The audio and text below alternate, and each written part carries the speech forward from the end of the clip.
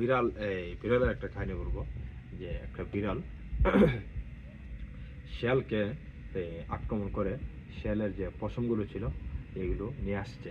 আসার পরে এইটা দিয়ে আপনার এই বিড়ালে জামা বানাইছে। আর শিয়ালে খুব কান্নাকাটি করতেছে যে তার তাকে উলঙ্গ করে সব কিছু নিয়ে গেছে। সে গেল এই বাঘের কাছে। বাঘের কাছে যাওয়ার পরে বাঘ বলতেছে যে দাঁড়াও, আমি ওনাকে ধরতেছি।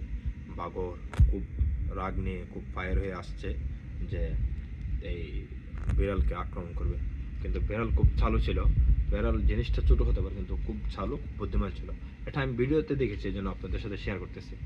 পরে এই বিড়াল একটা বম ফিট করে দিয়েছে যে এক জায়গায়, যে যখন বাঘ মামা আসবে এই বমটা ফুটে যাবে, বাঘ মারা যাবে। তো যে রাস্তাটা বাঘ আসার কথা ছিল ওই রাস্তার মধ্যে মাটির নিচে বমটা ফিট করে রাখছে। বাঘ আসার সাথে সাথেই বমটা ফুটে গেছে। তারপরে বাঘ মানে এই বমের আওয়াজে উপরে চলে গেছে। পরে দুজনে বাঘ আর বিশ্বের মামা দুজনে কান্নাকাটি শুরু করছে। আর ওই দিক দিয়ে বিড়াল মামা খুব হাসি পাচ্ছে। তো এটাই আর কি, কিন্তু বুদ্ধি থাকলে সব কিছু করা সম্ভব। তো আমি জানি সবারই বুদ্ধি আছে বা আছে। সবাই আমার জন্য দোয়া করবেন। সবাই ভালো থাকবেন, সুস্থ থাকবেন। সবাইকে অসংখ্য অসংখ্য ধন্যবাদ। 3 মিনিট